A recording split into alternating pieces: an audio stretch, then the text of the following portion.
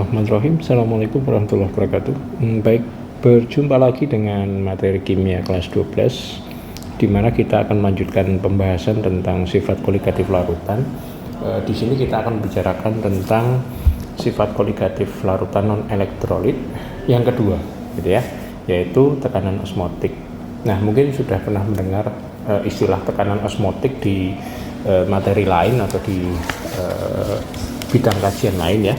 Tetapi intinya adalah di sini tekanan osmotik itu atau tekanan osmosis itu adalah tekanan hidrostatis atau tekanan luar yang terbentuk pada larutan untuk menghentikan proses osmosis pelarut ke dalam larutan. Dan di sini harus melalui membran semipermeable. Lebih jelas ya adalah apabila dua larutan yang konsentrasinya berbeda, misalnya di contoh ini adalah urea 5% ya dengan urea 10% gitu ya. Nah, itu dipisahkan oleh membran semipermeable, maka molekul-molekul pelarut itu akan mengalir dari yang larutannya lebih encer ke larutan yang lebih pekat gitu ya. Sedangkan molekul zat terlarutnya itu tidak mengalir.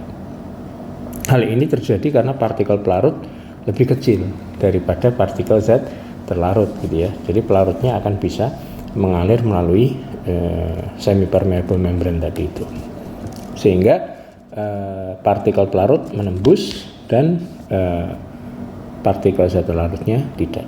Nah, peristiwa osmosis ini dapat dicegah dengan memberikan tekanan pada permukaan larutan. Ya, tekanan yang diperlukan itulah untuk mencegah terjadinya osmosis, itu disebut tekanan osmosis gitu ya. Nah, tekanan osmosis ini atau tekanan osmotik ini bergantung pada konsentrasi dan bukan pada jenis, sama seperti prinsip sifat koligatif larutan gitu ya.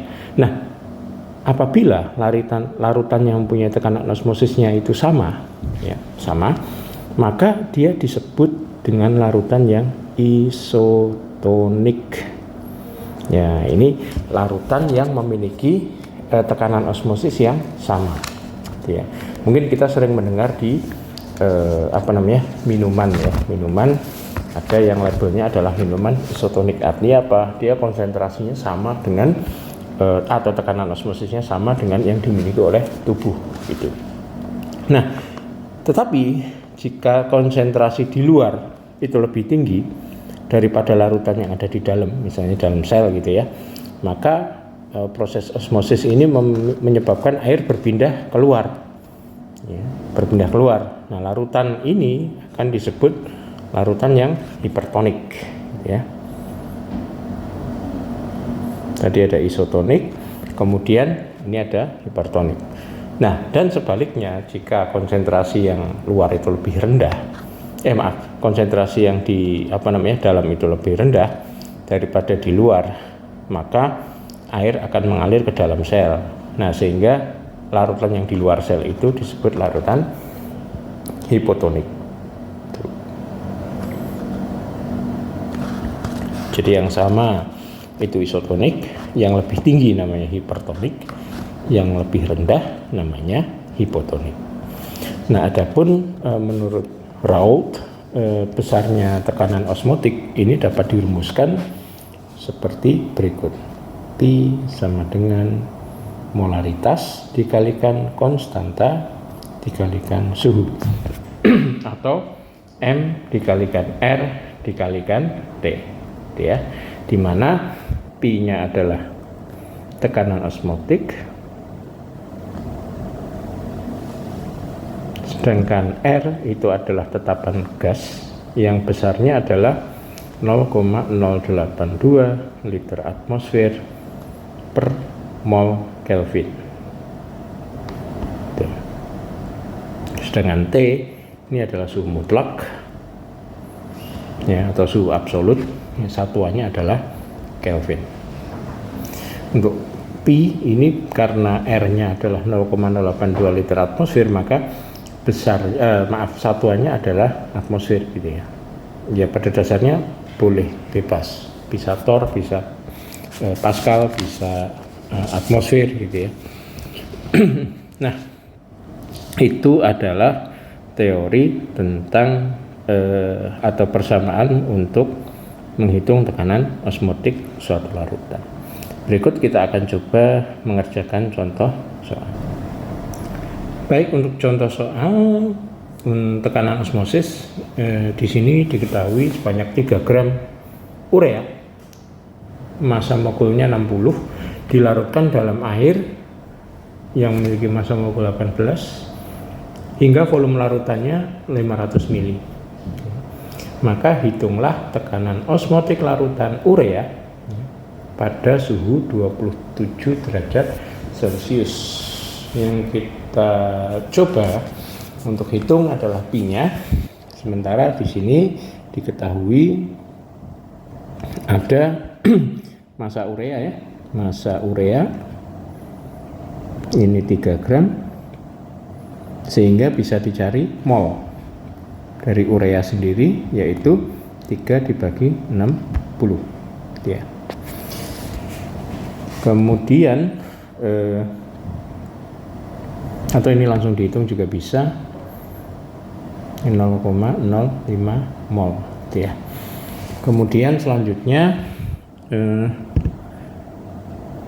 kita bisa mencari molaritas dari urea tersebut gitu ya. Jadi molaritasnya adalah mol dibagi dengan volume larutan gitu ya. Jadi 0,05 mililiter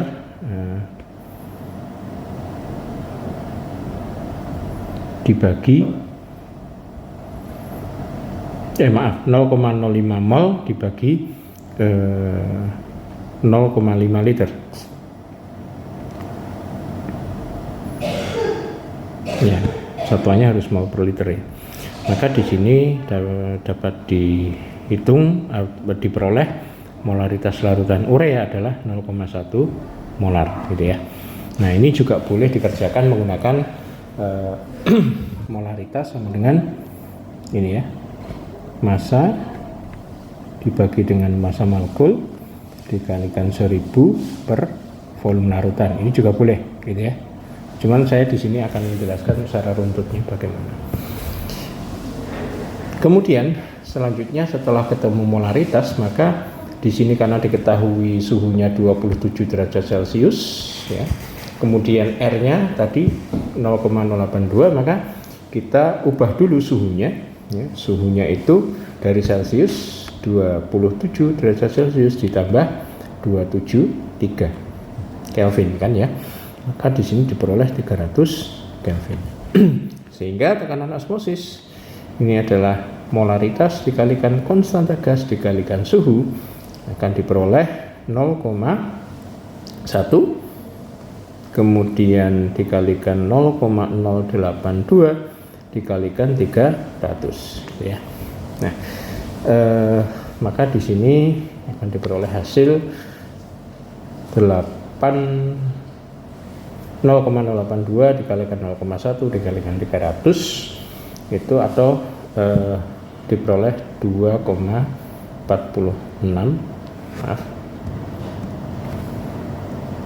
atmosfer ya, seperti ini. Cukup mudah ya. Demikian untuk pembahasan tentang materi tekanan osmotik.